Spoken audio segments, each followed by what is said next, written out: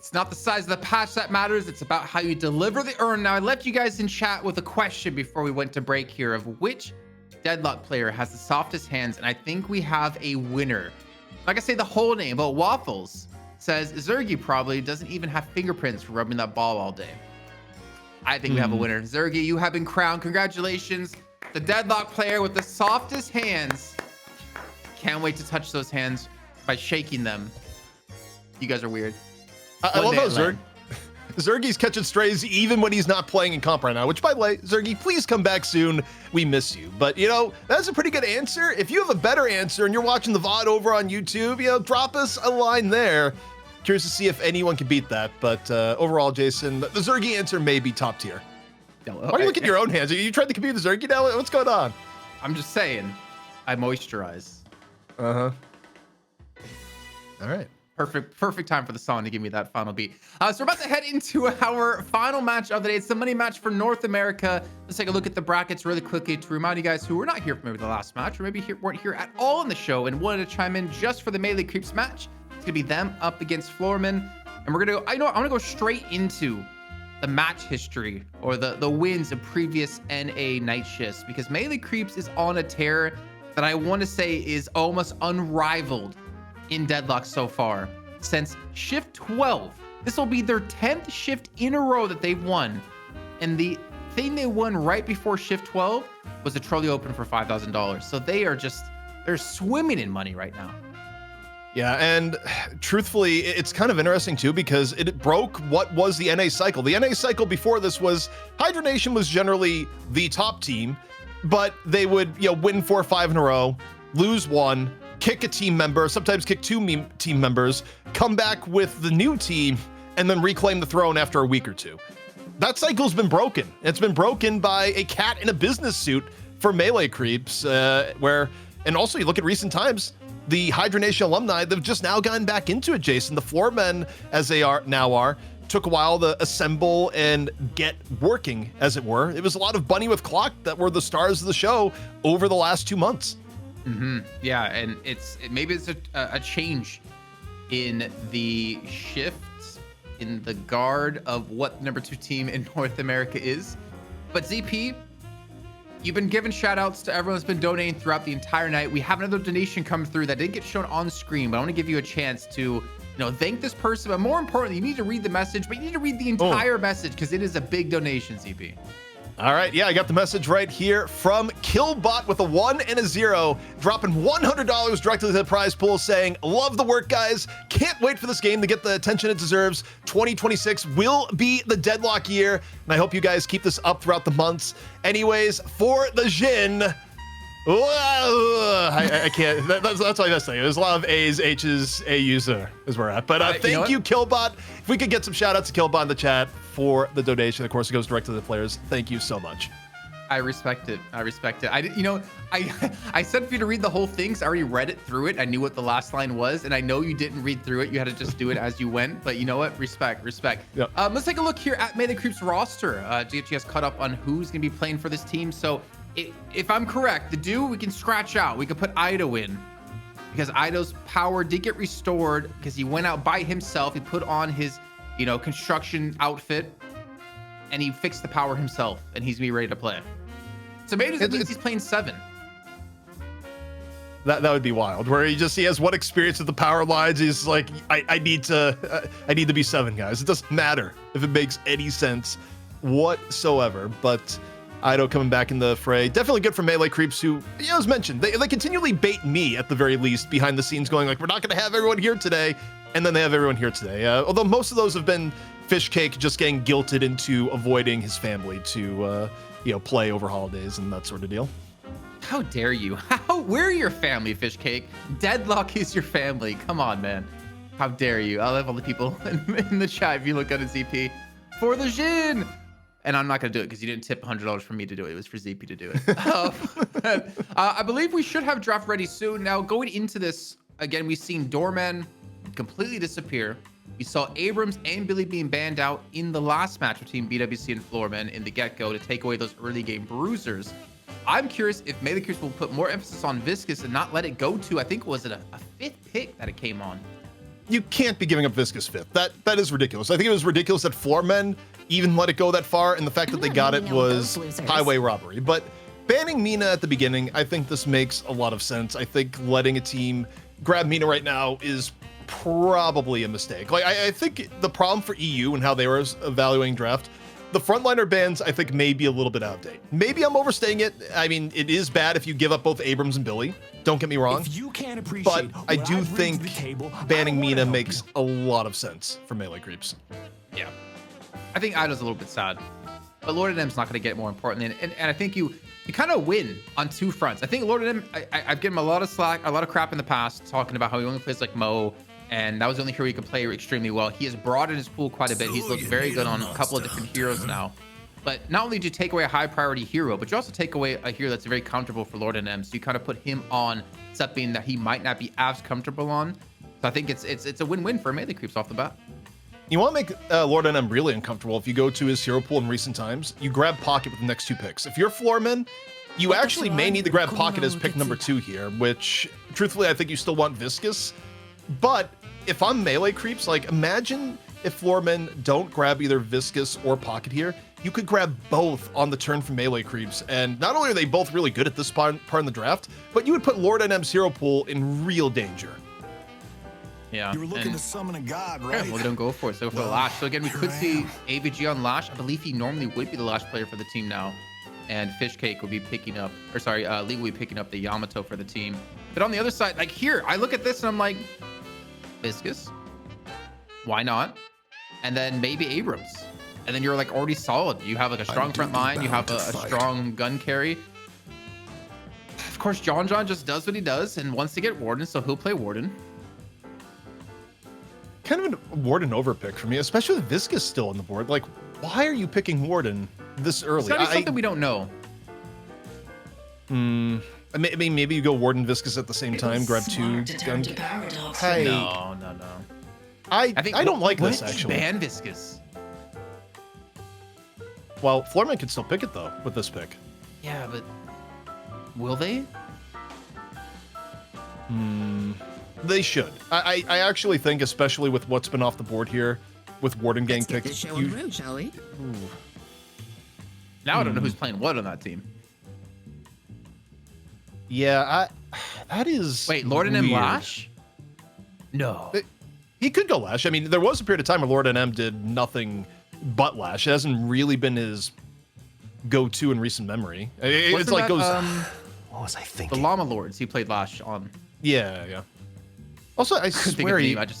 In my head, it was just PayPal's team, and then. Did he sub for TF2 Boomers and play Lash at one point? I don't know if that's a thing, or I'm just like hallucinating memories as if I was an AI. But there's been like what 50, 60 different weeks we've done these events on. So yeah, hard to remember. And the Viscous ban comes through. Okay, so there's a Pocket ban, so you indirectly ban Lord and M and Poshy a bit. But then you also take away a Viscous on this side, and now like I don't know, now Poshy, what is he gonna play? What's Lord and M gonna play? I think melee creeps kind of just won the ban phase. They won the draft, in my opinion, already. Yeah, because the gun carry. Also, Abrams going 4th is wild stuff. By the way, we didn't even touch on that, but that for how good Abrams has been and how much he's been valued, to get Abrams a slate is.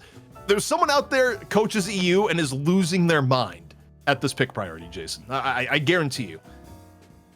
But I can hear Lightbringer writing his manifesto on how North America doesn't know how to pick drafts and build heroes. They even grab Ivy, where they could run the Ivy again, more spirit support. But this also, you think about Poshy's hero pool and things you would use to carry on. Now you're kind of looking at running a Wraith. Maybe Floorman goes Geist if you're looking for a Poshy hero. But this, I don't love where Floorman have been left here, Jason. You can only run from the law for so long. I mean, there's Wraith, there's Barrage. I think the thing is, any gun carry he takes, he has such a strong front line that I don't really see anyone diving him, except maybe if Holiday can get a catch, and that's about it. So you're generally going to be safe on whatever M1 hero you play at the moment. Also, if Goober's out there watching, you finally got your Holiday. Without sacrifice. And I bet you're hoping to see Substam, but I know you're talking about how Sai likes to build Surge of Power before Substam, and you're a big Substam believer. What we called it, ZP, with the Wraith pick. Yeah, well, actually, I was looking to see what the update may have been from Chad on, subs, that sort of thing, and instead I saw a comment here, which I think is actually kind of true, is that they're saying Floorman is going after melee creeps, or rather, Ido's hero pool. And it kind of makes sense, because Ido's played a lot of Lash, Ido's played a lot of Calico, Ido plays Abrams, melee creeps kind of did to themselves by banning Mina, and then Floorman also bans Pocket. So, you do kind of wonder when you look at melee creeps, what in the world is Ido gonna play here? And you go back to, ancient Ido stuff and see an Ido on Paradox. Or Holiday. Ooh. Like, Ido's had time on both of them. I don't know why. You know what? I saw DMB playing Dash Furnace last week, and I wanted to give it a go myself, but I realized I'm not as good as DMB, so it's probably not going to work out for me. But you're also very right with the Ido thing. The man with the softest hands in North America, I feel like he can play pretty much anything he wanted to a very high level. Is he going to be in the Paradox? Is that your commitment? We'll see. I want to see. Saya on Ivy, DMB and Furnace, John Warden, Fishcake Shiv. Ido's going to be on Paradox or Holiday for sure. I would guess more the Paradox is. Well, has Ido played Holiday in a while? Like, it used to be something he played a lot, but I feel like I've seen Ido more in Paradox. No, I think it's going to be Paradox, but I want to see him on Holiday. I want to see. I mean, I'm sure you've heard this name before, ZP in the community, Ilaria. Yeah. And the movement tech that this guy is able to do. I'm hoping like him and Ido have a coaching session together, because Ido already has ridiculous movement, but you throw him in with a proper coaching segment of movement, Ido might become like one of the best North American players at that point. There's also the outside chance, like Ido did go through a Shiv era at one point, that would be odd for how melee creeps has usually been apportioning who is playing what. It's not out of the question. Also, I think for Floormen, I'm looking at their draft. While I don't love, some of their choices in the mid draft and letting Viscous get banned, I also think getting Paige at last pick is ridiculously high value. I think EU has the right read on things right now, of Paige being a top pick ban, and to get Paige this late is pretty game changing. Yeah, but I don't love though is the Wraith. There was a really interesting thread on Reddit today, or whenever it was. I saw it today, talking about healing in this game and how different it is compared to supports in other games. In games like League of Legends, you have like burst healing, like Soraka can instantly heal. You have like instant shields coming out. In this game, the healing is generally like over time, like healing right, extra regen, healing Nova. There's a little bit of instant, but most of it's like over time. And I think Paige is like the only true source of burst healing, because Kelvin's frost grenades really don't do that much healing, but her ultimate is the only thing that completely catch you off guard and bumps someone's HP up quite a bit. There's no one in the game that can heal you from like 1% to 70% and turn around a fight in a 1v1 like that. Yeah, I mean, it's one of the biggest boosts in the game. But Jason, we're getting into it. Melee creeps versus Floormen. The NA Finals is upon us. And Scout on Paradox. So we're going to see the Ido Holiday, man. This is... I can look at my database and see the last time Ido has played Holiday for us. It was in the last year, for sure, Jason. It was a whole year ago. We're not going to go to specifics on how many months, but it could be as much as 7 or 8 months. As man, we're getting into it. He's played Holiday only twice so far, across fight night and night shift. So this will be interesting to see. But I feel like it fits him as a player, anyways. Yeah, he did go through a phase where it's just nothing but Holiday on stream. I know that, because Ido's Mr. Movement, and don't get much better movement than Holiday with what her kit is loaded with. But as you take a look at the lanes here, Jason, and you get the Paige Yamato lane, which has turned into be more of a classic just for how aggro it lets Yamato go. But in terms of aggressive lanes, you got Holiday pairing up with Shiv for melee creeps here on the left-hand side versus Lash Wraith. And, with the nerfs that Wraith has been taking over time, her early game power not as good as it used to be, feels like it's going to be a tougher lane for Floormen, and one that melee creeps, has one of the better chances of exploiting. Yeah, that's a very deadly lane, man. That looks disgusting to play up against. Maybe one upside they do have is pairing League and Hydration together with the Paige and Yamato in the mid lane. But also for Floormen, really hard to predict who's going to be on what, honestly. I mean, Polypop, I think, and Hydration were the only 2 players out of the 6 that we could say with confidence that we knew who they were going to be on, but Xerxes going to be on the Lash Lord, and M's going to be on the Calico, AVG on the Abrams, and League on the Yamato. This is wild. I never in 1,000 years would have predicted this. The hero pools have gone through some changes over time, to say the least. Also, once the Inferno's pick got locked in, you kind of knew it was going to be John Morden, DMB Inferno. There was the world where, you know, maybe you get the late Dormhand pick and it's, you know, Gunman and DMB Warden, but they, you know, kept it to the tried and true. As we look here to the left, forgot about the Deadlock community, the players ZP. They always overreact on nerfs and buffs. Remember when no one played Shiv for a few weeks because his raid generation got nerfed, like changed, and then all the people were like, "Oh yeah, he's still good even without that." Yeah, that was actually wild. Where people went, wait, Shiv's still good. Abort. Bring Shiv back in. Yeah. So AVG going to be doing a little bit of reloading.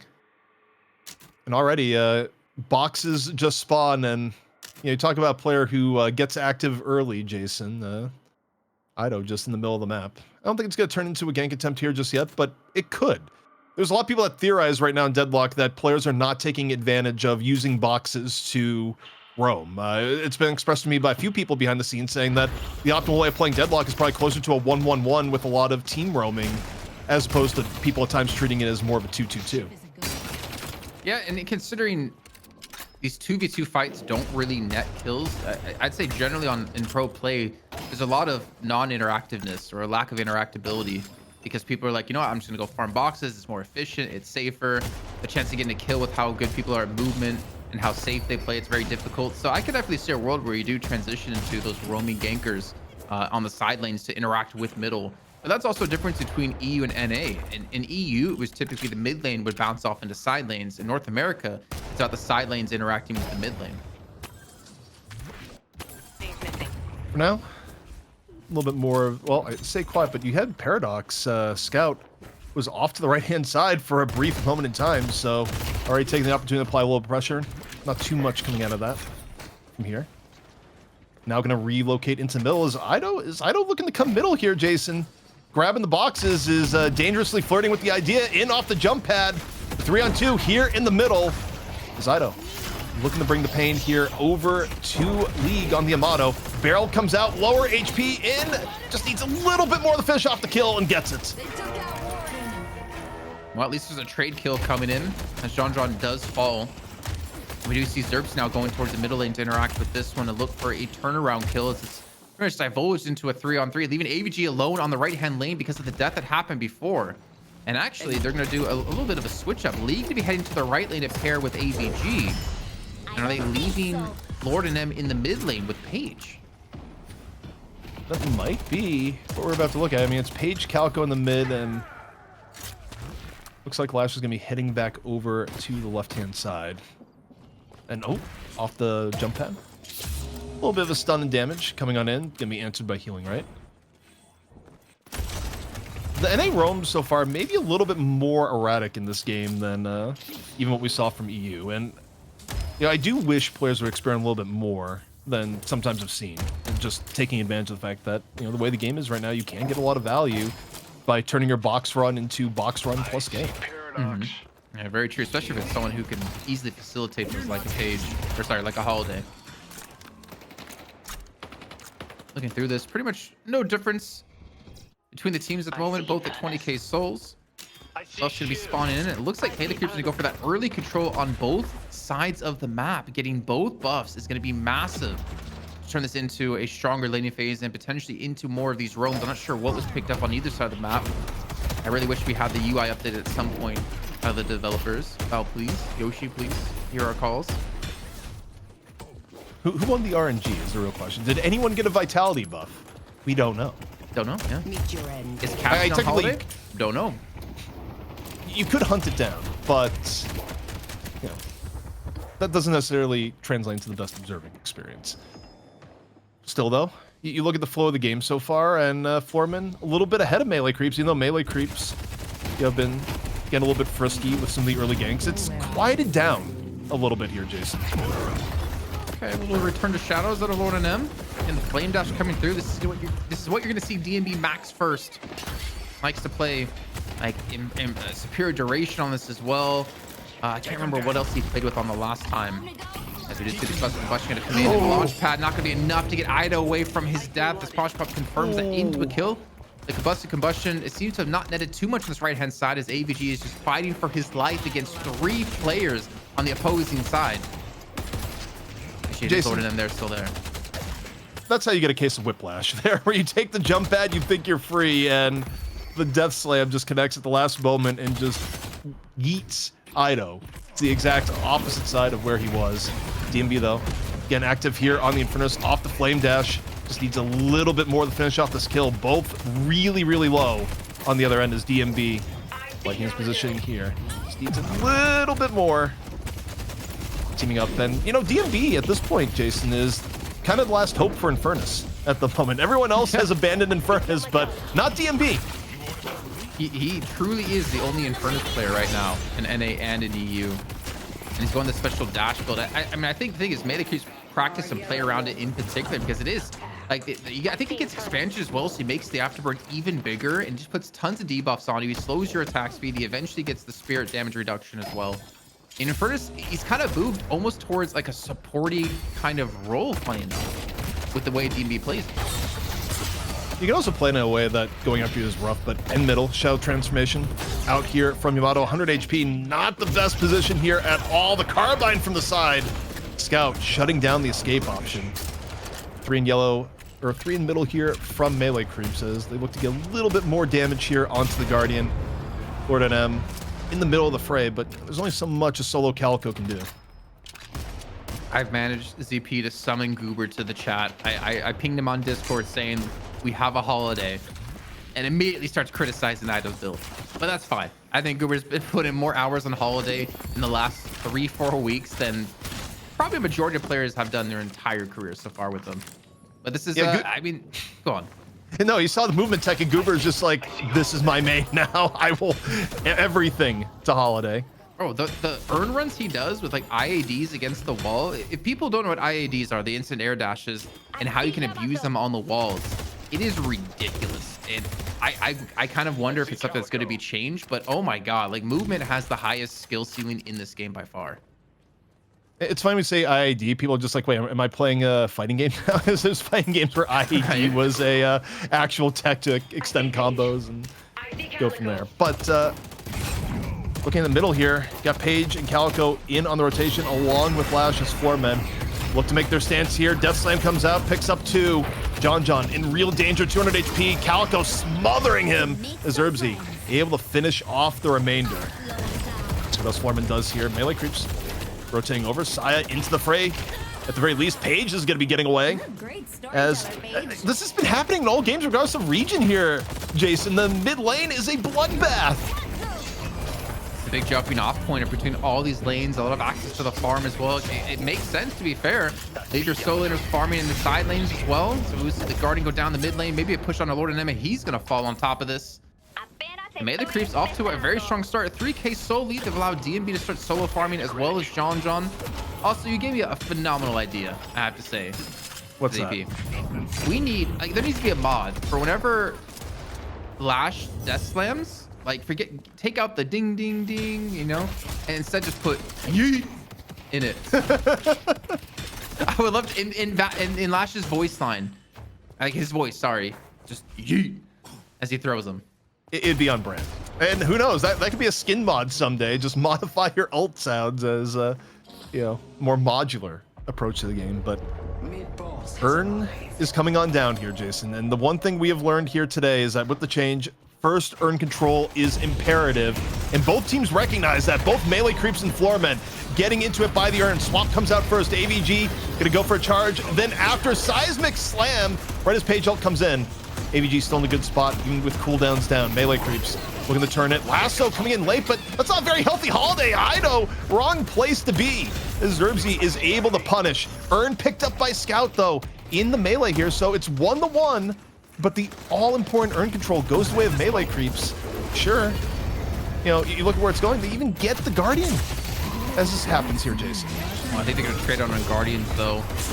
Floorman still on the chase here. League gonna be leading the charge with a lot of damage as John gets a parry onto League. What the hell was that? And also he gets one on, I think, on AVG. They turn this fight around, defend the garden while DMB was pushing the right-hand side. And not to mention Scout gets an urn turn in with no contest.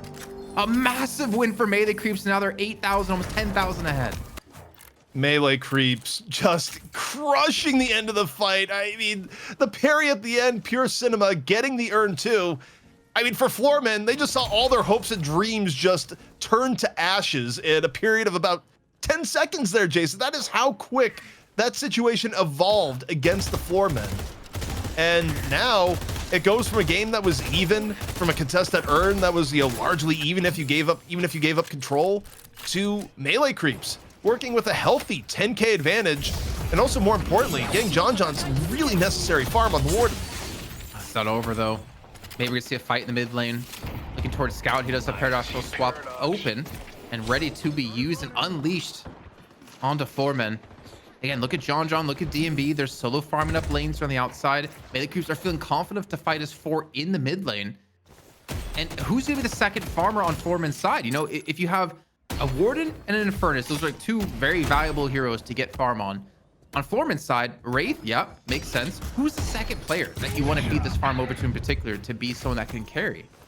I mean, for Floormen, I think you want your farm largely to be on League and Poshipop, and then, ideally, you don't have either Zerbs or AVG get too broke. Like, neither Abrams nor Lash really loves being broke. I mean, neither does Calico, but you do have mouths to feed. But the swap comes in, Lordamen, and all sorts of danger. John easily able to finish it out, and, I mean, League right now trying to make the most of it. Find Scout towards the very end, so there is a price to be paid for the swap. Ido shifting into the left-hand side here, too, as we look at DMB on the right-hand side, putting pressure onto the Walker on both sides of the map. Things getting very active right now, Jason. But this Walker is down below half. Melee Creeps being unrelenting to try and grab it in the here and now. It honestly looked like Sai was trying to find DMB so he could fly them both away, but they're continuing to put on this pressure. I think they're commit for this Walker. Even if they die, it's going to be worth it, but they do grab DMB.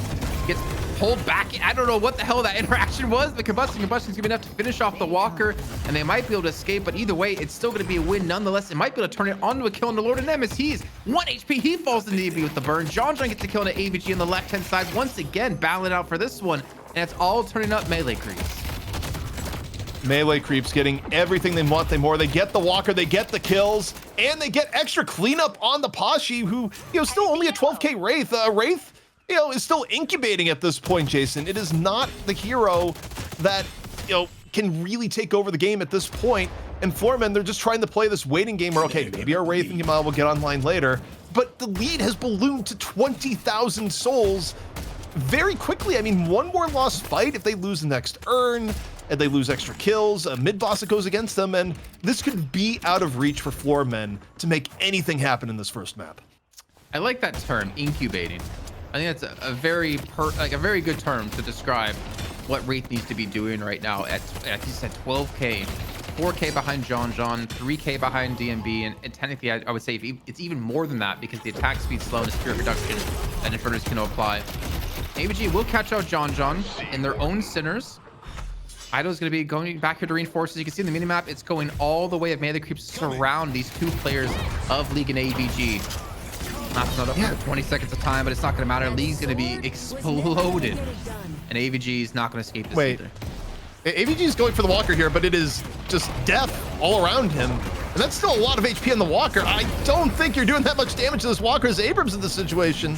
I guess maybe AVG thought I'm going to get chased down anyways, get a little bit of something from it, but yeah. The entire concept of invading at the game state Floorman is in right now was a little bit suspect in my mind. I mean, I can understand contesting the double Sinners, but 1 or 2 players wasn't going to be enough with the amount of Melee Creep players that were all around. Lasso! The dry lasso coming on to Xerxes, perfectly well done.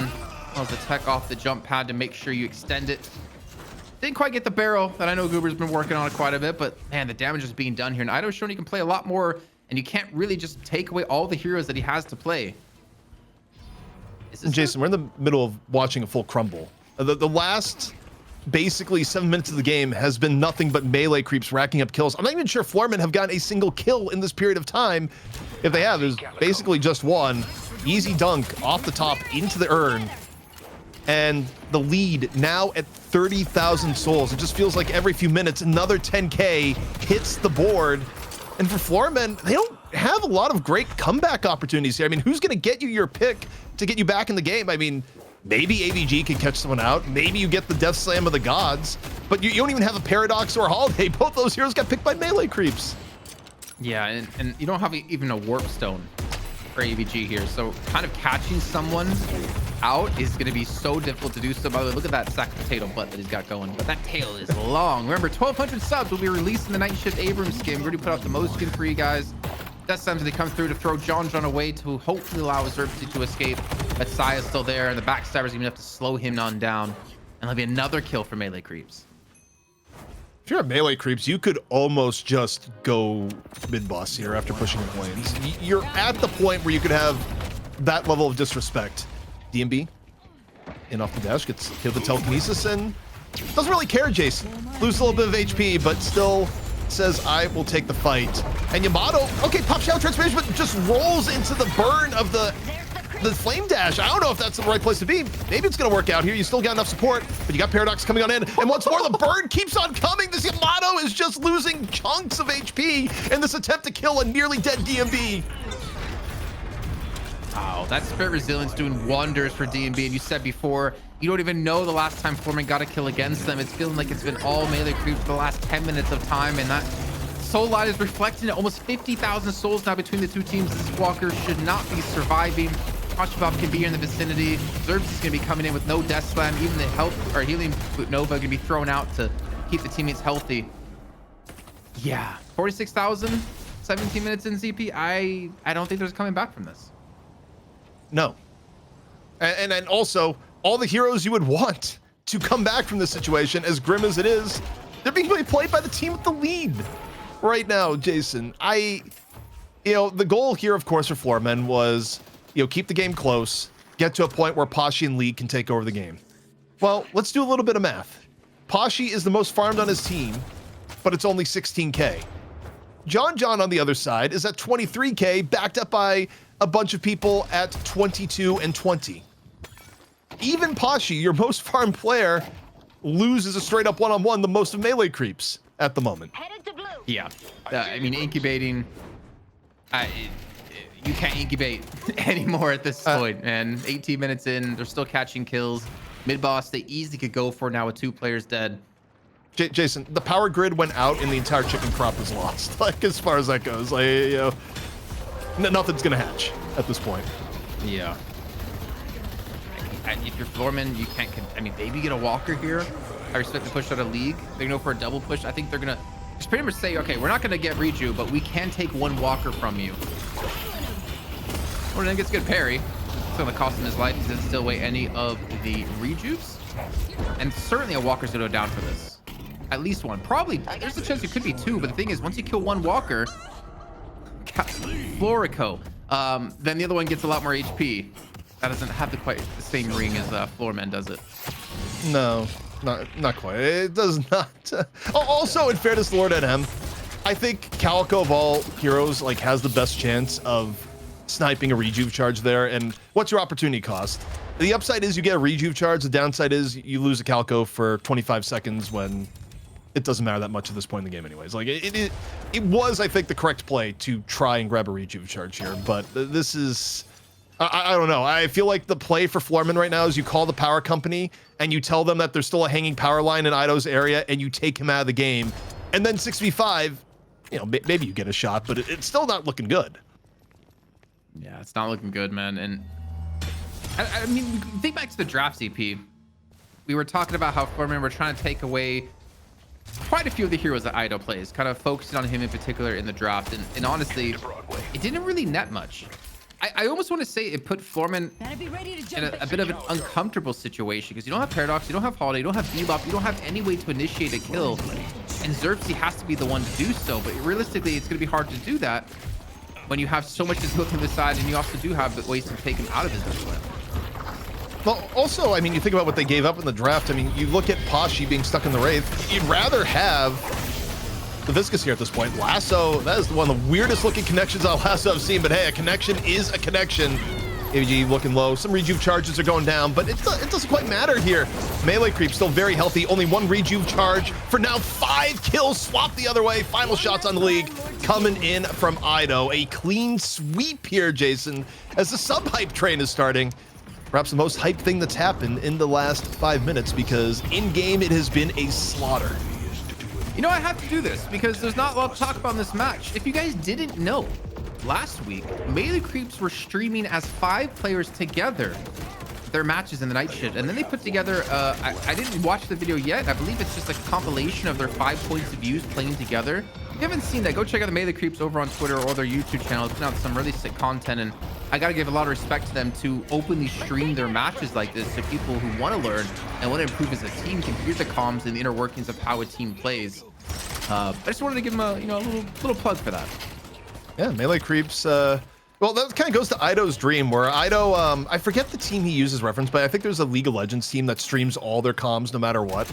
And Ido told us on the Graveyard Shift, which, of course, all our patrons and Twitch subs been able to visit for quite a while. But, Ido told us, it's like, yeah, his dream for the game is to, be competitive, but also stream everything. Like, that is the model he wants to go for. And some teams won't do that, Jason, because they feel like it puts them at a competitive disadvantage. But Melee Creeps, for now, they're doing it while being the #1 team in the game, as Zerbzy just gets crunched. That was criminal what just happened. It's kind of the perfect team for him, no? Because Melee Creeps did this before he joined the team. They did this back when it was the original Melee Creeps roster, when no other team was out there doing that. So it kind of fits exactly what he wants to have. And Pashi calling out his page here, but honestly, when you're down 74,000 souls around the 20-minute mark, there's no coming back for that. Melee Creeps will once again take the first map in the series, leaving it into map 2 with just utter domination. There's no way around saying that, TP. Yeah, I mean, the last half of the game, it just wasn't close. Also, we can't read every subscriber message, but every now and then, so they'll catch my mind, as the Glowing Hay, resubbed a sub for 4 months, which we really appreciate, saying, quote, as a sub, how soft are my hands? Blush face. The softest. Wow, that kind of sounded sinister, Jason. Like, why was my voice so high? What have you done? Take a soundboard away, production. Like, remove it. No, that's why I bought this thing. Yeah, anyway, so back into this game. I mean, I do have a soundboard buttons I could hit CP, but I'm keeping my fingers away from those today. My fingies ain't touching those. But yeah, this was, as Goober was talking about in chat, as we saw that dive over in the left-hand lane, I think that's where the big turning point was, where we saw the game completely turn around, because that's when Floormen, they realized they lost control of the urn because Scout was running across the map, and Floormen go for a dive on the left-hand Guardian right here. But John hits a massive parry against League, stuns him, saves John, and I believe he parried AVG right after that too, or I'm not sure because they flipped it off there, but a complete turnaround of the game from that one play. Yeah, and I mean, it was already Floormen were behind, but the parry from John in the moment did feel like the dagger in the heart, where just all hope is all hope is lost, abandon hope, all ye who enter here sort of moment. And I don't know, it's weird. It almost feels uncharacteristic to see Floormen collapse as hard as they did here. But to me, Jason, I just go back to the draft, and I didn't love this draft from Floormen. You haven't really been seeing a lot of Wraith in recent times. I don't think Wraith has had a particularly good win rate, and I don't know. I think when you have the opportunity to pick up something like a Gun Viscous early in the draft, you don't take that opportunity and you go for Wraith. I don't like it. I don't think it is optimal from the data we've seen so far. Yeah, I'd be curious to ask why are we not seeing Viscous being picked in top 3? Like, why is he not being prioritized more heavily? Why is Warden being picked over Viscous for John? Is that just a comfortability thing? There's a lot of questions out there, but I think you kind of hit the nail on the head for me, at least. It's if you don't pick Viscous and the enemy team takes away after taking Warden. I mean, what was the other choice for Pashi Pop? Geist? Would Geist have worked for him better in this game? I'm not so sure. Probably. I still think Geist is really good. The fact that, when Geist has been picked today, Geist has looked excellent. Geist was at one point, before some minor nerfs, the ultimate, first pick in the game for a brief period of time. And I don't think Geist got that much worse. I think there was an overreaction to where she's at, because I think especially with the jungle change, Geist can eat the jungle even more efficiently now. So yeah, I think Geist probably would have been a better choice than Wraith, truthfully. I mean, obviously we do have another chance here for Floorman to figure out what they want to go for. So take a look at some of the stats. Looking on the side of Floorman, they had some kills That is very true, but they didn't have a almost 50K. Wait, this is the last game. This isn't this game. So this is, I was gonna say, this made no sense to me. I was like, wait, why does Floorman have all these stats? If you want to see the stats from last game, well, there you go. If you want to see the stats from this game, you might have to wait a little bit longer as our production fixes it up for you, makes it all pretty with a bow. Production just tries to check us sometimes. Like, "All right, casters, are you really paying attention? Here's this data. You know, how long is it going to take for him to realize?" ZP.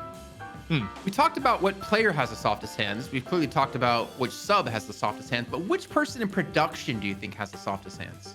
Knock on wood. That's like an instant, like, it's absolutely not. There's no question whatsoever. I need no time to think about it. I think it's Solomon.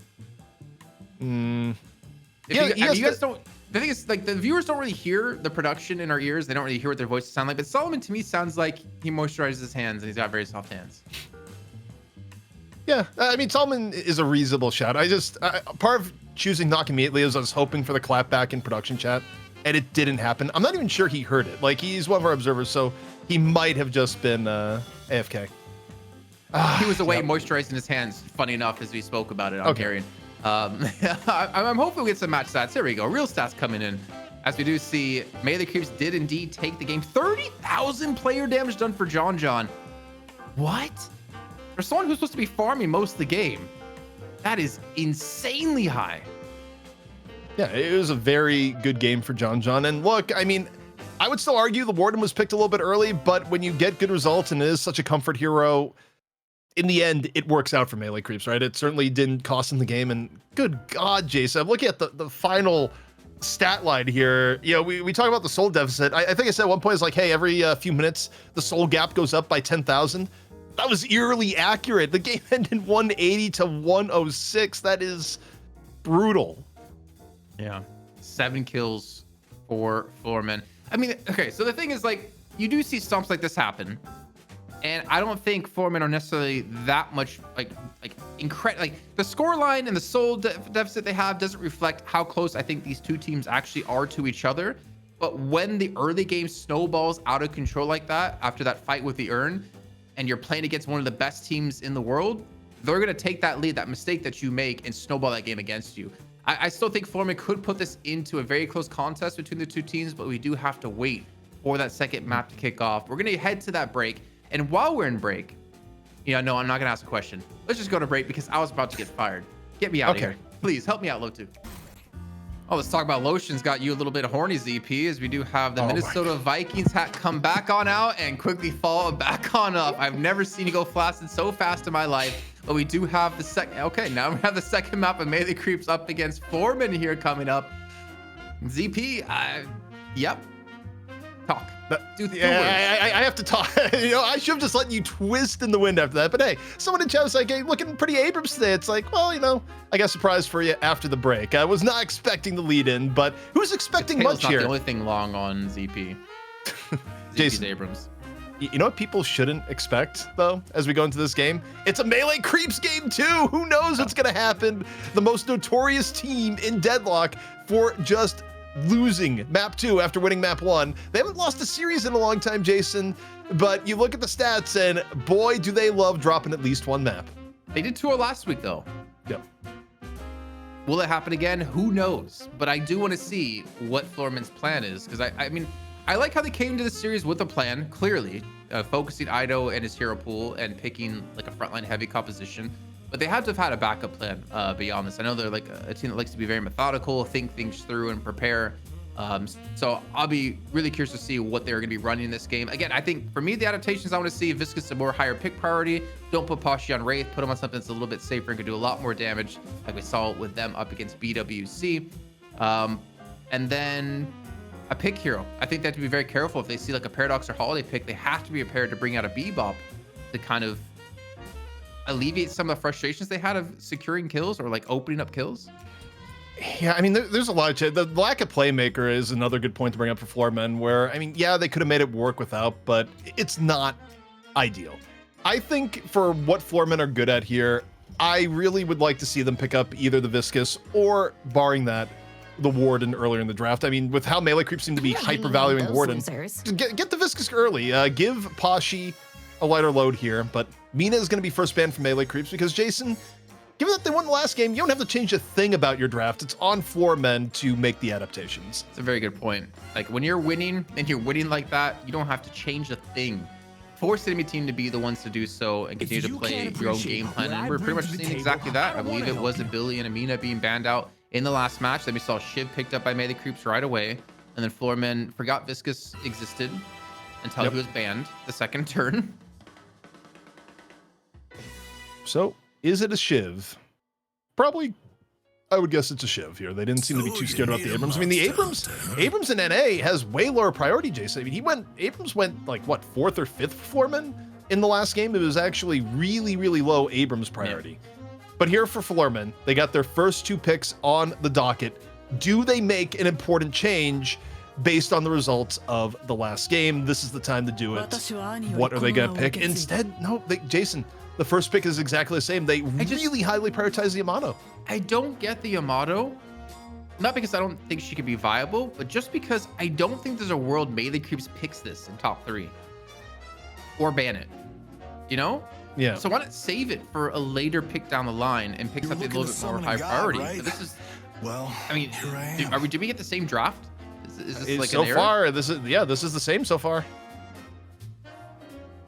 Oh boy. So for melee creeps, if they go for the logic, why would we change anything? Warden is going to be walking through that door right here, right now. Abrams keeps coming. Bound to fight. I thought it was gonna be that voice line. I was wrong. So yeah, well, I'm starting to question production right now. Maybe they're all putting lotion on their hands because this is the exact same draft, and nothing's changed except that one in front of melee creeps or the one next to melee creeps. That would be really funny if production loaded in the old draft and didn't realize it. I wouldn't just blame it. I mean, I wouldn't be surprised. It's not great. Like, of course, it could happen. Yeah, so far it is a full-on repeat. And for Floormen, you know, if you don't pick Viscous here, he's going to get banned. We have completely just redone the script from last game. I mean, clearly on some level, the signals Floormen just thinks it was an execution problem, but they go out with Viscous. Thank you. This was one of the big changes I think they need to make, Jason. And they banned Pocket last time, and that's when Melee Creeps banned Viscous. But Abrams is still open. Yeah. Melee Creeps will not have the first pick, right? Floorman gonna have the first pick. I always get so confused. Floorman will have the first pick after the second ban. No, Melee Creeps will have the first pick. No, Melee Creeps has the first pick. If you have first pick, then you pick second out of mid-stage bans. Okay, there you go. So Floorman can pick it up then. I'll correct myself eventually we get there. But still no spirit heavy here. I mean, I guess, actually, ignore me. You have Yamato, you have Lash, you're fine with that. Yeah, so Floormen have first pick coming out here because Melee Creeps first pick Shiv. Murder can wait. Hayes gets banned. Haze. They should grab Abrams here. I mean, I'm still looking towards what's Lord and M gonna play here. Well, it won't be Mina. We know that much for sure. Pocket. Pocket would be good. On the road, shall we? No, maybe Calico again. Yeah, I don't know. It's kind of hard to judge their comp that's very similar to the first game because it did just get so wild and out of control on the first turn that you really, I mean, coming back from that was pretty difficult to do, especially with the follow-up fights that happened after. So we maybe didn't truly see. Does Abrams? I thought Abrams says. Yeah. Abrams keeps coming. Yeah, because that's a reaction from Warden in game. When Warden's shooting Abrams and he's not dying, Warden will just randomly shout that out. I was gonna say, I thought Warden would say it when Warden's picked, but it's when Abrams picked that it gets locked. Okay, yes, makes sense. And Furnace again for DMB. Not really hating melee creep so far. Page is still open to be chosen. I wouldn't be surprised to see maybe a Page as the last pick for melee creeps, but then again, like Saya, does he play much Page? You know what's really bad for Floorman here in hero pools? I would love to see a Geist. Geist would be excellent for Floorman as a pick here. Okay, and they do go for it. I was gonna say I didn't know if they were gonna pick Geist because Pashi was both, you know, historically their Geist player and now maybe their Viscous player and a hard carry. So someone else is probably gonna be on the Geist other than Pashi. Maybe. I think so. I think Pashi for sure gonna be on Viscous. Sorry, I'm a little late. Had to finish the Maybe chapter I was EVG on. will be on Geist. been a long time since I think we've seen him play Geist, and then League back on the Yamato as well. But for like a 6 pick here for melee creeps, it looks like it's going to be a Saya pick. Could also be Holiday. If they really like the double playmaker for non-deny purposes, going Holiday dirty. again. Paradox I'm and for an Holiday. adventure. Okay, so he goes Kelvin. I'm still not like, I don't know why. I'm just not a fan of his Kelvin. Maybe I'm just like super harsh. But he did have some really good domes last week. He did have some really good play on the Kelvin last week that really kind of set them apart from their opponents. They got a lot of healing. They got lockdown potential with the Paradox swap plus Kelvin dome. Yeah, I mean you can counter the Death Slam. This is gonna be tough. I mean, Floormen have a very beefy composition for sure. Kelvin was one of the victims of this last patch, I feel like, because with the urn dynamic changes, yeah, you can still use Dome for maybe isolating an urn carrier if you jump on top of them, but the value of Kelvin, a huge part of his kit was the fact that if you had urn, you could just use Dome for the free turn-in, and that aspect of Kelvin's ability is less valuable now than it was. It's not as bad as Doorman losing the ability to door through and get urn in that way, but I do value Kelvin a little bit less because that was a pretty big power part of his kit previously. Just how you could play around urn with him, and it's not as good now. Yeah, it's been kind of cool to see such a big change in priority of when you can test the urn. For this patch, it was all about the turn-in. I'm amazed to see so much emphasis out of teams on the pickup now instead of on the traversal from pickup to turn in. It's such a big commitment too, because if you overcommit resources like players there, you're losing farm around the map. And that's what we saw happen in this last game. I mean, DMB was off farming a lane by himself, while Floorman set all 6 players to contest that urn, and melee creeps had 5 there. So he was continuing to get farm when Floormen weren't. I think this is something that needs to be figured out over the next weeks of how we truly want to handle the urn. But I don't know why. A part of me think this is an overcorrection of, okay, well, we need to contest the pickup now instead of turn in because it's an instant turn in. Well, I think one of the solutions, even though we haven't really seen it come to fruition tonight, is part of the theory as to why Calico may have increased value is that with light melee being enough to take down the urn, the leaping slash from Calico will drop the urn. So Calico is one of the most effective urn interception abilities in the game. And is that enough to pick Calico over an Abrams right now? I'm actually not convinced because of just how good Abrams is. When I look at this Floorman draft, the number one thing that I take a little bit of question with is out of the mid-stage bans, going for Calico over Abrams. I think Abrams is just generally higher power. Certainly when you look at EU drafts, it's set that way. But I'm willing to have my mind changed here, Jason, if we see Calico come in and actually get some real urn interceptions this time around. I mean, as we saw in the first game, it wasn't even about interceptions. It was about the fight of the pickup. It wasn't about intercepting them towards the turn-in. So in that kind of way of thinking, is the Calico viable if you're just going to force fights on the urn instead of fighting on the traversal across the map, if you're going to run a Calico? Also, I'm doing my biggest channel point investment that I've done in a long time. I just put 10,000 channel points down on the Floormen because I'm really banking on melee creeps to throw the second map and do what they've done best in most weeks, even if they didn't do it last week. See, this isn't fair because I watched the stream, I have the stream open in mod view in the creator dashboards. I don't get channel points for watching. Well, just make better bets with the channel points you do have. I'm just, I'm going to get on the night shift account and give myself 1 million points. And then... You can't do that, believe it or not. You actually cannot manipulate your own channel points. No. I was going to full bet it on one of these games, and I was going to create ridiculous generational wealth for someone out there. Nope.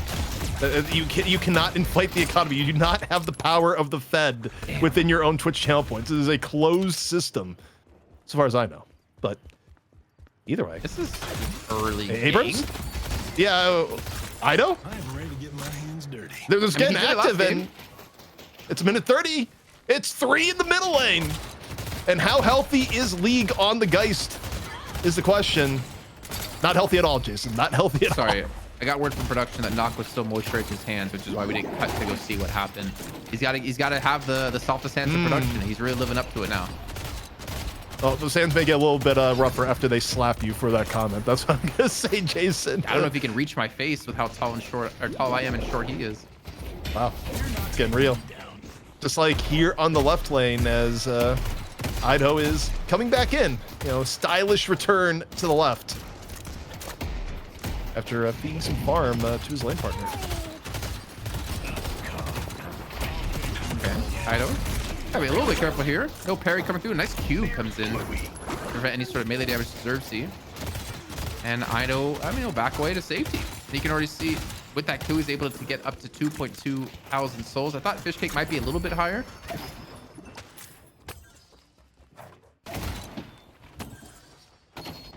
Relatively quiet start to the game, aside from the early Ido roam, where, you know, Ido's box route is taking him on a journey. And the one nice thing, at the very least, when you're off map for this long period of time, if you're Floorman, you don't know where Ido is. Maybe he's doing a box run, or maybe he's about to slam into middle again, even though middle is also pretty far back by Walker. I mean, look at where Scout is at the moment. The guy's in between Guardian and Walker off in mid lane, so some of these box runs are taking players to pretty varied positions. Yeah, I mean, I respect it though, pushing in to deny boxes from the enemy team as well, instead of just picking up your own. Kind of having a set path of who in that lane wants to go for aggressive boxes and who wants to go for the defensive boxes to maximize your gains is, I mean, it's another step, another level to becoming one of the best teams in the world. So small little micro things you can do for any sort of advantage. And well, Sai's gonna be a little bit careful here. 150 HP and he gets taken down by AVG. And a third person coming hydration on towards this right-hand lane looking for another kill. Parry coming out. Fishcake stunned up a little bit. Pashipop, though, low HP, has to puddle punch out of there in a hurry. Melee creeps with 3 on the left-hand side. Not much Guardian damage coming off this rotation, but it does get Pashipop back off to full heal. So it's kind of one of those rotations where you're going back to full heal, but you're still grabbing some boxes along the way.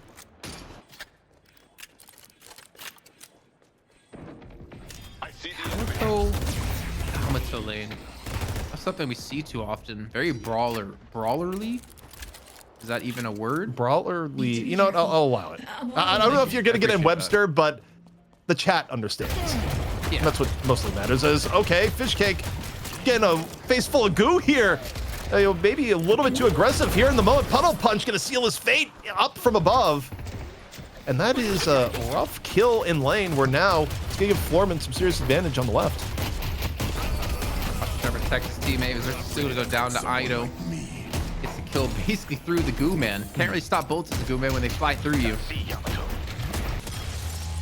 Say maybe looking for another. And again, 2 games in a row now. Melee creeps. The first set of buffs get both. Gun buff here for Scout, who's actually sitting very low eco because he's been roaming around so much, and John quite high at 4.2. Unluckily for him, though, League is matching him at the same pace. You feel a little bit scammed when you get the gun buff on the 1 and 4 when you are there first. You don't love the gun buff as much early on, so Scout not quite as lucky as the Minas we've seen today that were just getting spirit buff after spirit buff while being the most overfarmed in the game. Yeah, I'm kind of happy to not see Mina, actually. I've been getting very tilted in my own matches playing against Mina.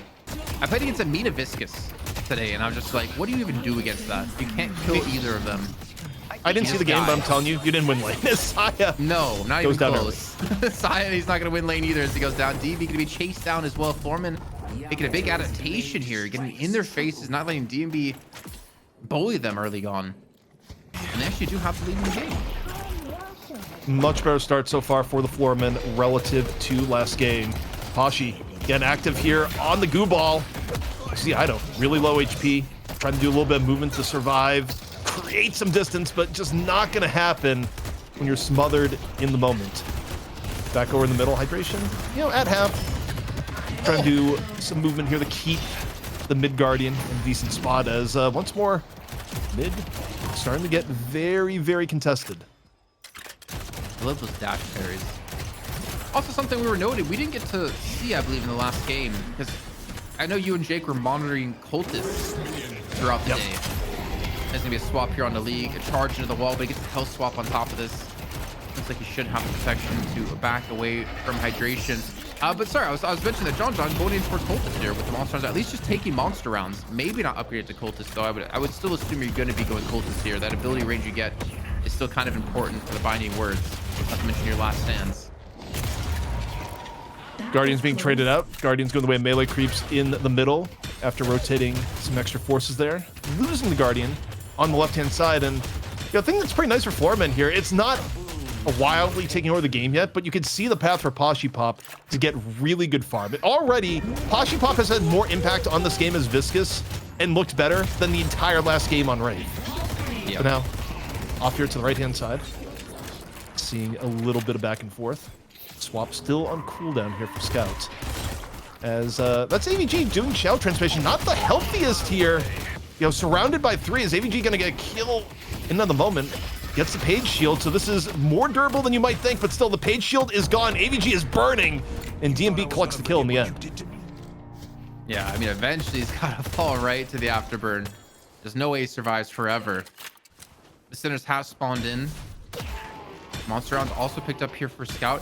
Now, I have a feeling, I didn't look too much last game. There was a lot more cultists being built in NA than there was in EU. And Scout will fall, try to go for that Sinners and steal it.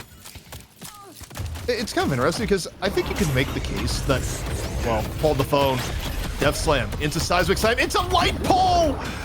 Ido catches the business end of the Light Pole, limiting some of his mobility out. May not matter in the end. Charge off the other side. Nope. Back up for a month, but it's not enough. Zerbzy just gonna flog him back to spawn. Back here near the buff spawn, DMB, low HP, Calico in hot pursuit. Lord NM, no cooldowns to actually make it happen. Instead, maybe going to jail, gets Leaping Slash at the right period of time to get out, but not enough to drop into the DMB, return the Shadow. Finally, gonna hit at the end, but it is a suicide mission, Jason. He was hungry. He wanted that kill, and I didn't think he'd actually get it, to be honest. That's good use of the Enter the Shadows. Does the fight towards double Sinners. Pop trying to steal things away here as he does get the cube on towards himself. Connect Carbine, not even close. That looked like... That wasn't great. That was, you know, that was a pretty big miss. Thinking back to, what was it, Scout threw a knife in the ground last week. Still, Manic Creeps are cleaning up these kills. So last time gonna be coming in, looking for the catch on Deadlock, who does get away from the Binding Word. The chase coming down. Goes back in towards mid pit, and he is gonna fall. And also a 500 bags swiftly taken by John.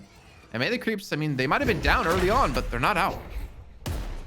No, not at all. And also, I know that build John's going with here. You know, we got updates on the builds on our end when the new patch hits, but that is the John simple build that if you ever talk to John, he's like, hey, what are you doing Warden right now? He goes, just play John simple.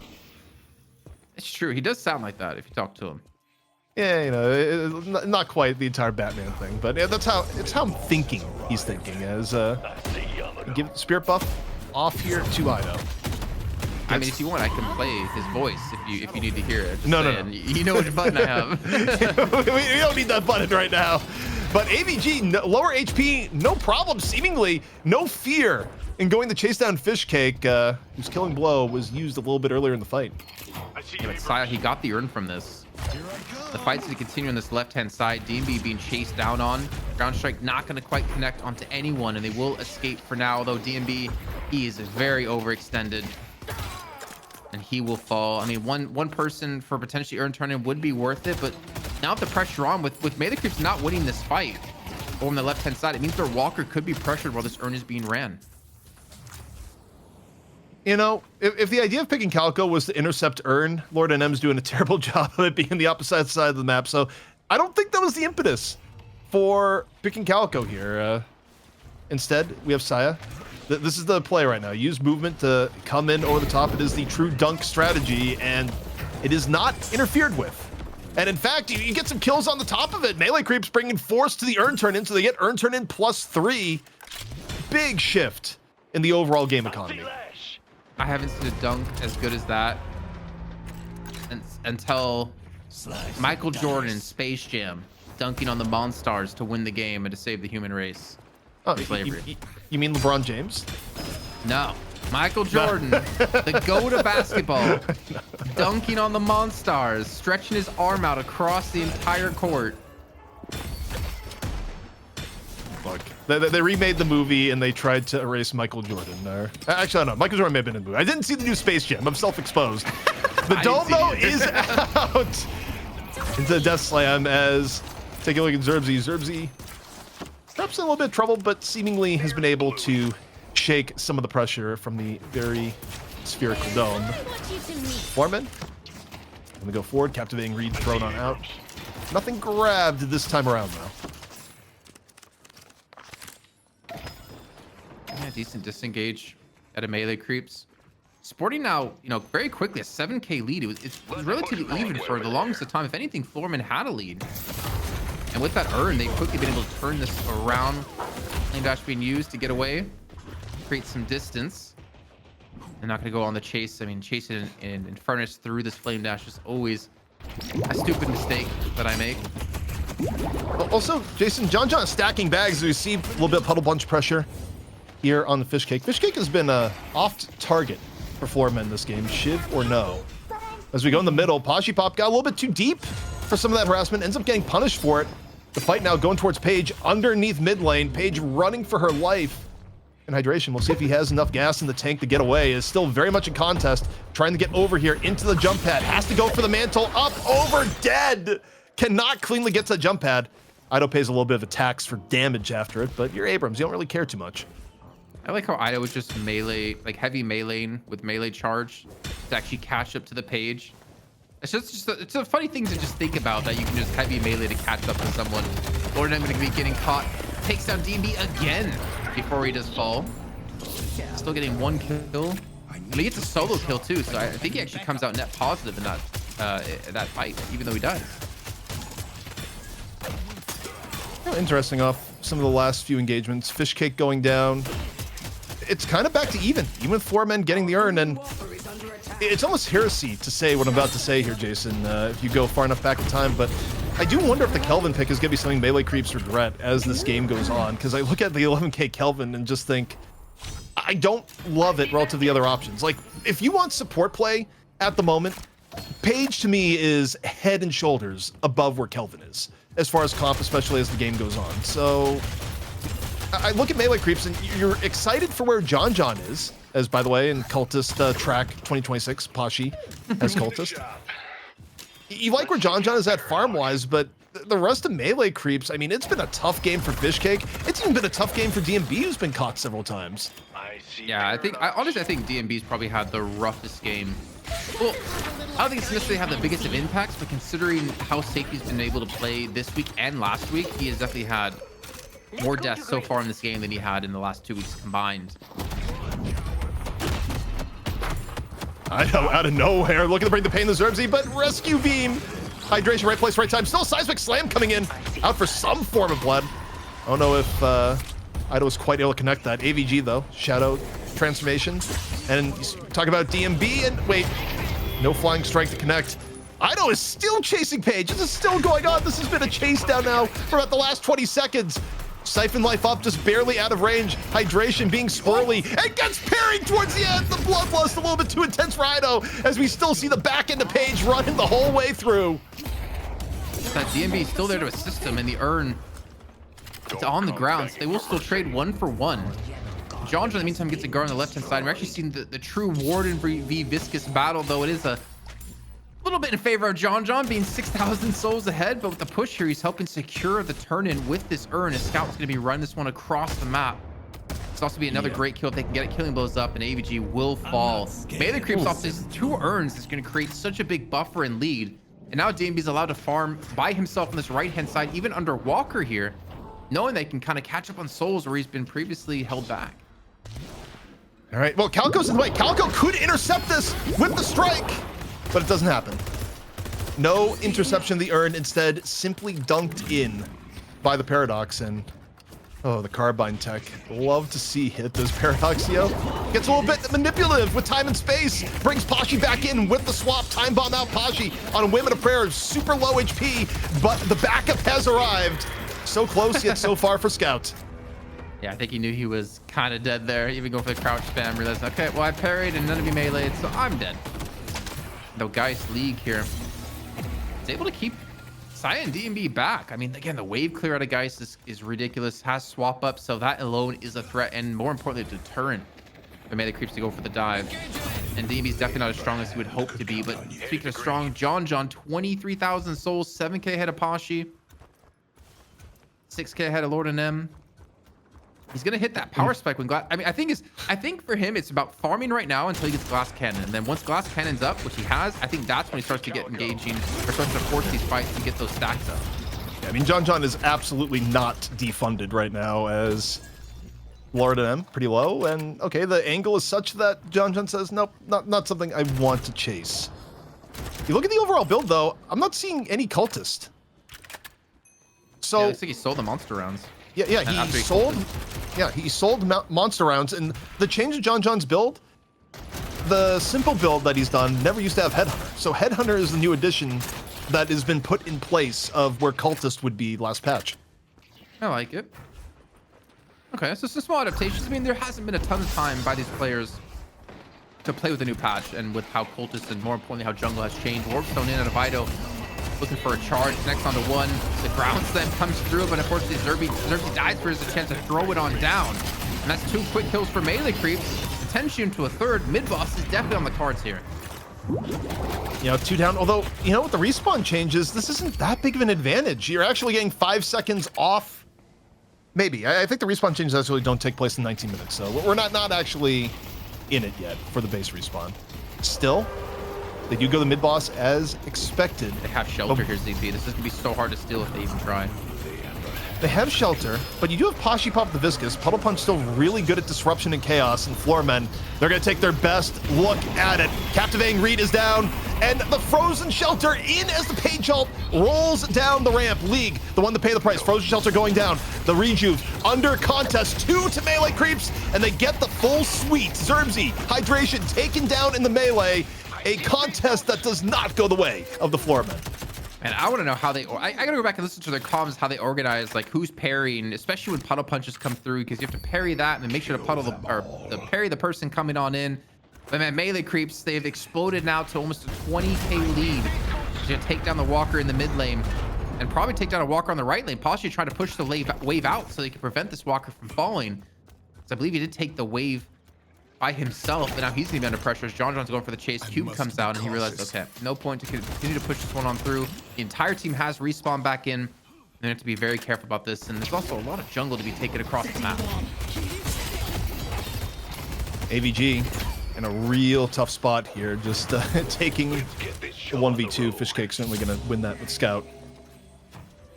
Now for melee creeps, you know, Jason, John maybe getting caught here. Rejuve is down and he comes back up, and does John have the gas to get out of here? The puddle punch wasn't fully disruptive, finding the way through. John not much HP left. The last little bit of goo's gonna strike. And John goes down. No Rejuve safe from there, and a pretty long death timer given as well. Yeah, Sai was trying to catch up to help him out, but I mean, 1 death, even if it's John and you get a left lane walker, and then you eventually turn that 1 kill back around anyways, still a massive win for melee creeps.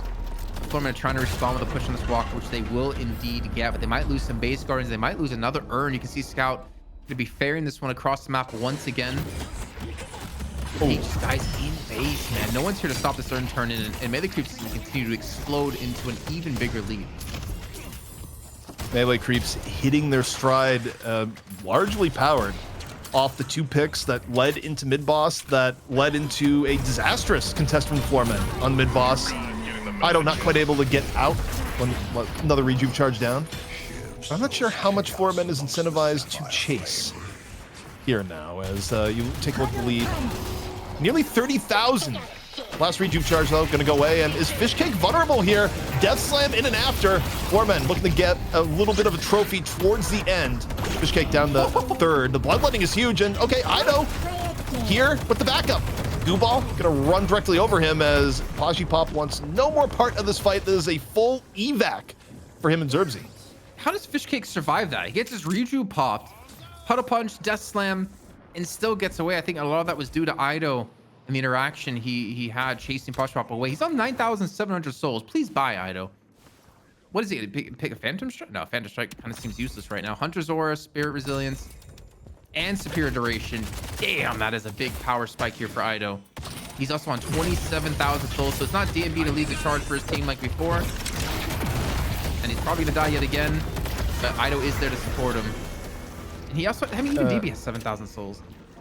You know, one downside, okay, that Spellbreaker would have been useful for DMB a moment ago, but when you do go super hard in the dash build, you are a little bit more uniquely vulnerable to a slowing Hex, because you won't see the confusion from DMB is like, wait, I'm getting jumped, I'm slowing Hex. Well, I have no useful buttons to push. Goes to the teleporter and, you know, gets a flame dash off at the very, very end, but, you know, you do kind of have an extra inherent weakness, Furnace-wise, if the other team decides, hey, we just want to use more slowing Hex. Gonna have to get a DVR to help with this, which we've seen him play very defensive with a lot of green items. I know Jake was very proud. The original inventor of the green Infernus. But there was a big push on the left-hand side to try to catch out Fishcake out of Floormen. They will get Ido instead as they're retreating away. I was expecting maybe Melee Creeps to push this right-hand side to look for that Walker, but Poshupop's keeping it alive. It's still 20k difference. It wasn't as big of a runaway out of Melee Creeps as it was in the first game, so Floormen have done a way better job of keeping things close. But I still kind of worry. There's just a 10k soul difference between John and Poshupop if we're looking at the M1 heroes. There's not even a glass cannon for Poshupop, and I don't think he's even going to be able to really get up to one, because realistically, to charge that up too, I just don't see it happening in these fights right now, unless he's very close to it. It's not a great position for Floormen to be in. Also, bear in mind in the draft, they're not running anything like a Paradox or Holiday or a Bebop. So getting the actual pickoffs here for Floormen, you are more or less hoping to get positional advantages where someone from Melee Creeps is in the wrong place at the right time, which has happened a fair amount in this game. Also, by the way, something that we haven't seen in a long time, look at the KD here. DMB at 1-5. You talk about a game where Infernus has really been isolated and been seen as a priority target to jump on, you know, with slowing Hex and, you know, multiple people at the same time. It just has not been that survivable of an Infernus game.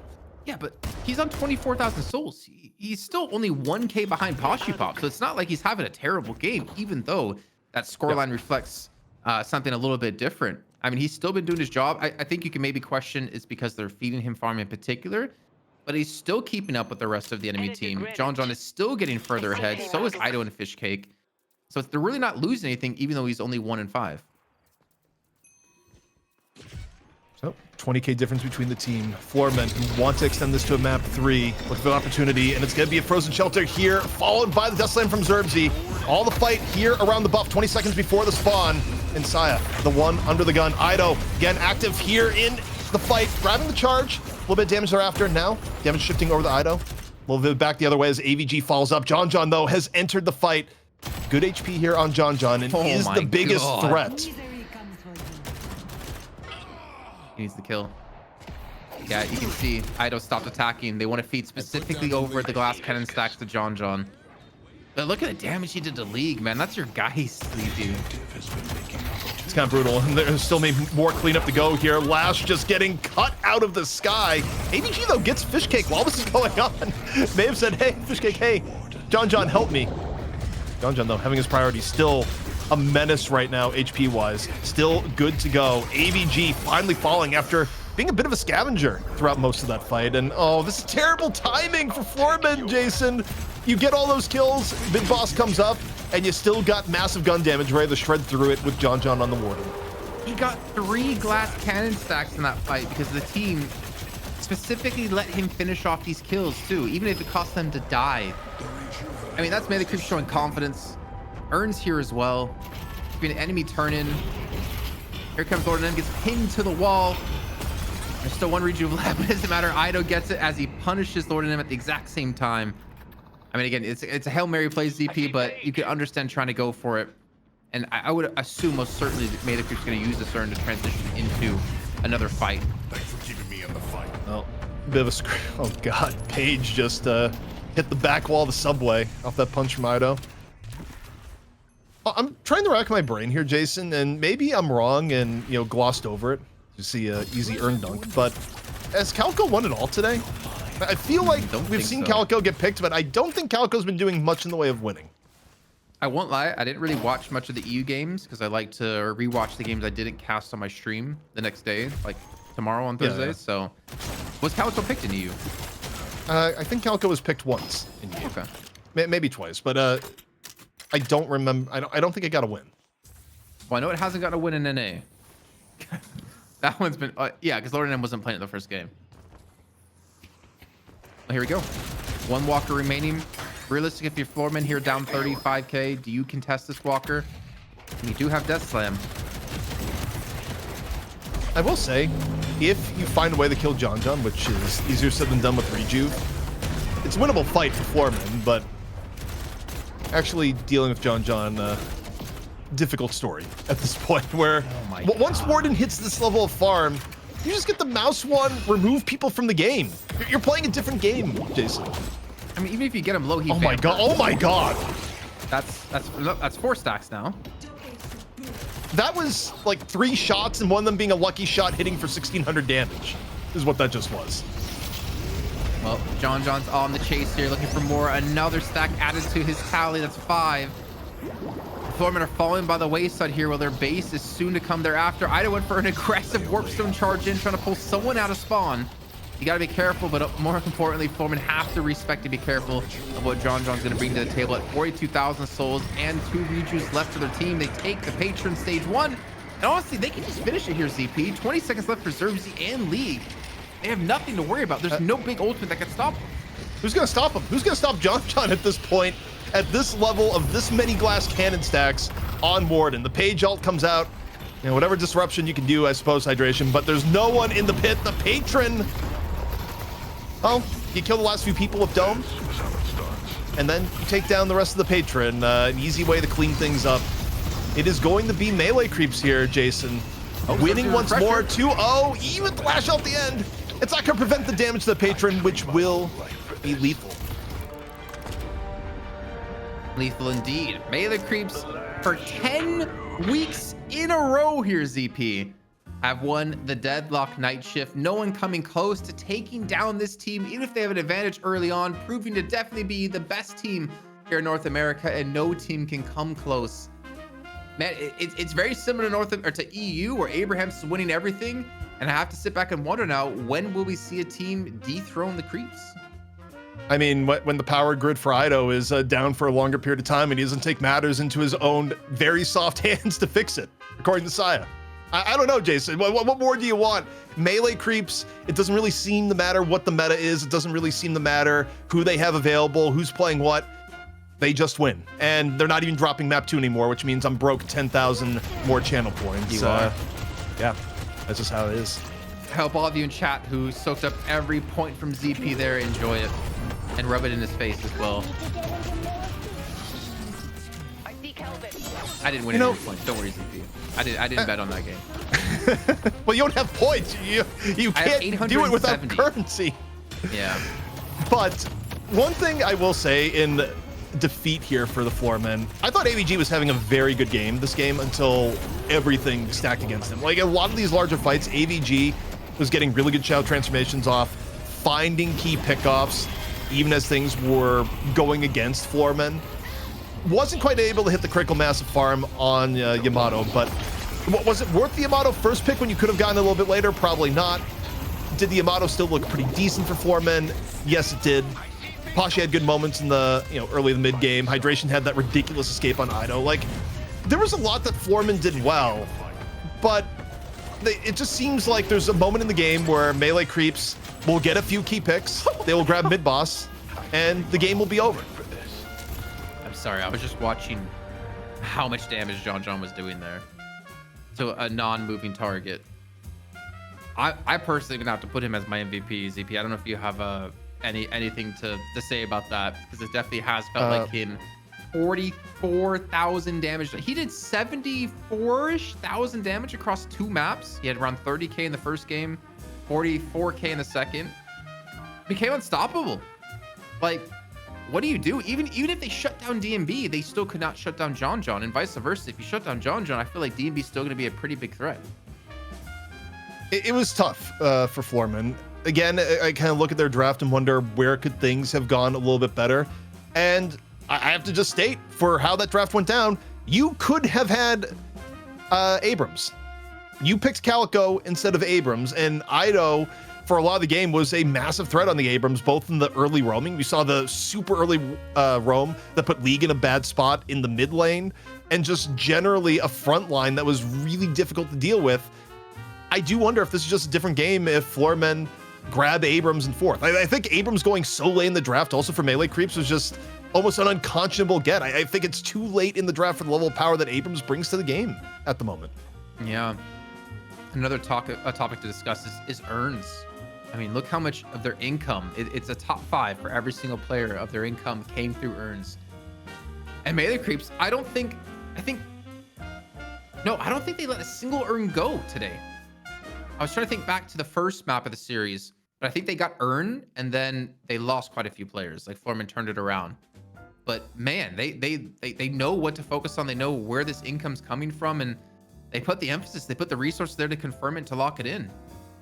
I gotta ask you, Jason, what do you think of the gameplay flow today with the earn change? The fact that we didn't have the gigantic earn standoffs and instead got, a more decisive fight for earn pickup across both regions.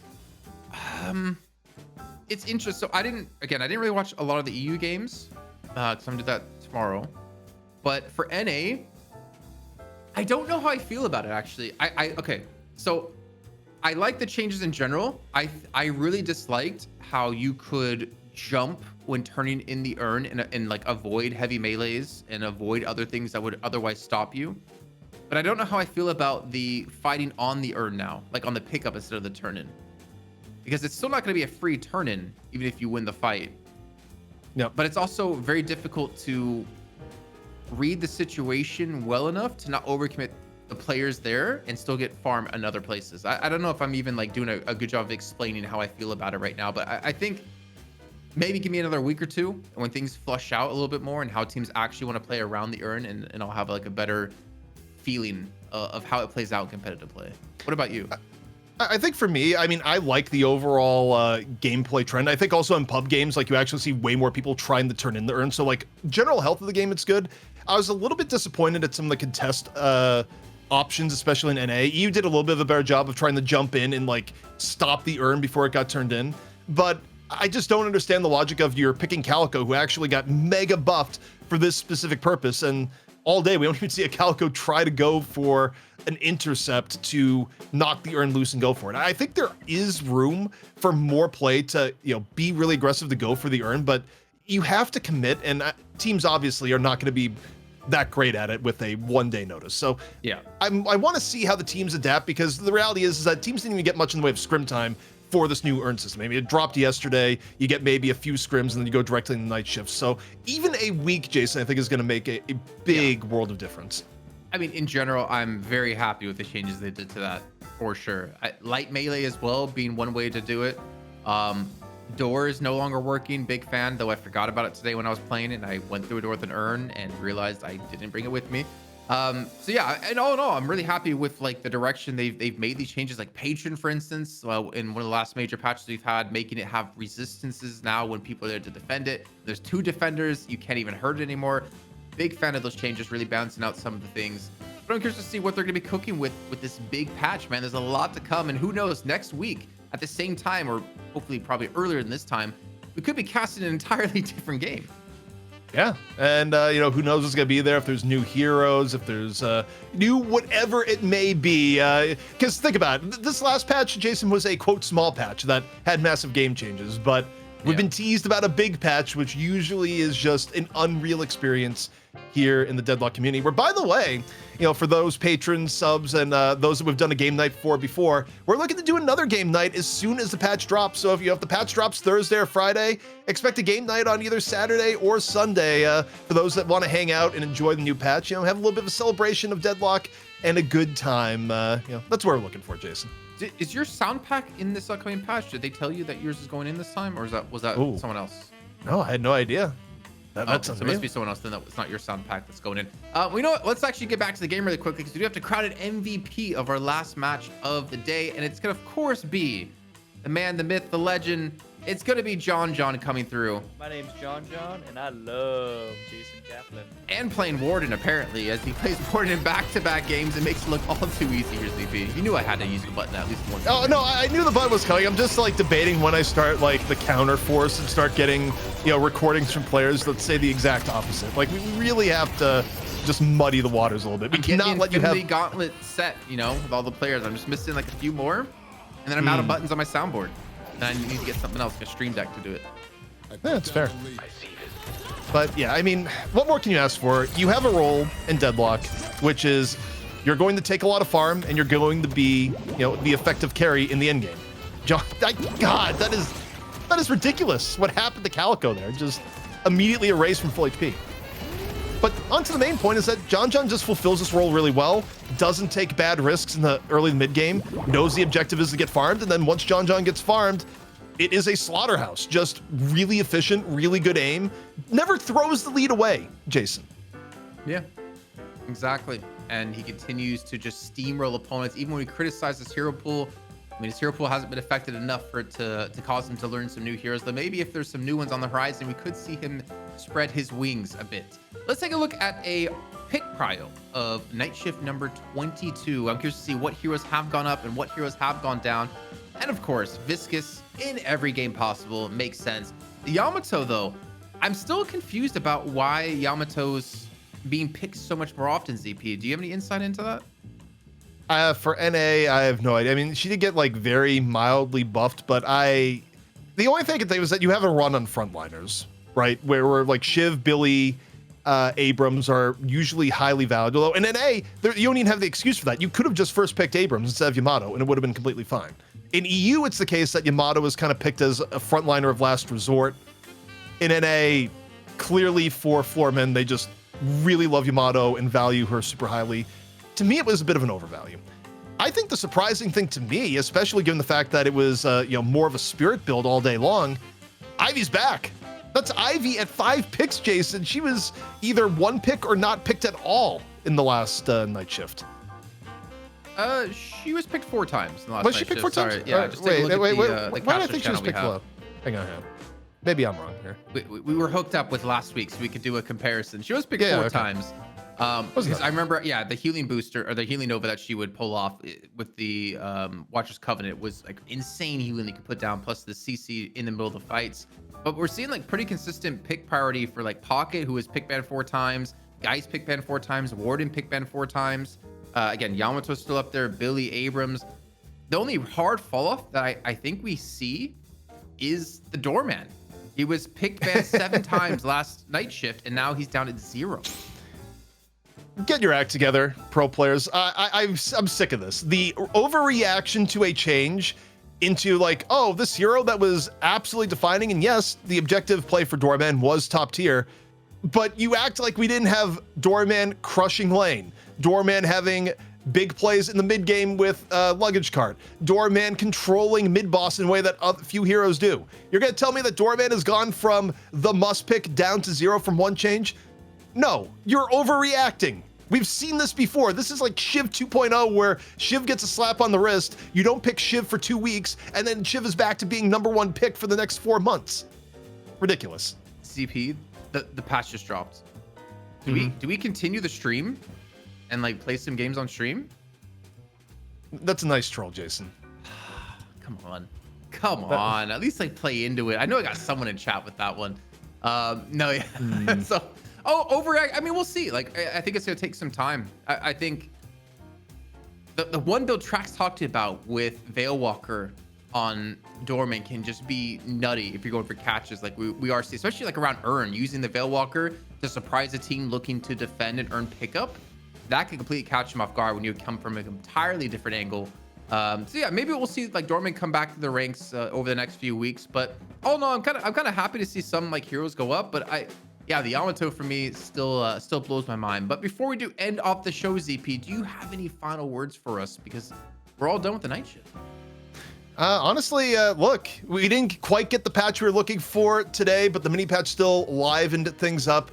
Excited for where Deadlock is going to go for the rest of the month. Should that patch hit, we're going to be doing the community game night and also setting up a special draft night for the week after. So a lot of cool stuff on our end to kind of celebrate the new things that are coming out, and just excited for the future, man. Yeah, excited for the future. That patch, when it comes, it is going to be amazing. You're not going to want to miss it. Whether you're watching your favorite streamers or you're here watching the night shift, we'll always be here to support some Deadlock. I hope you guys enjoy the night on the night shift. We'll see you next time, though, for night shift number 23 in 1 week's time, and we'll see you then.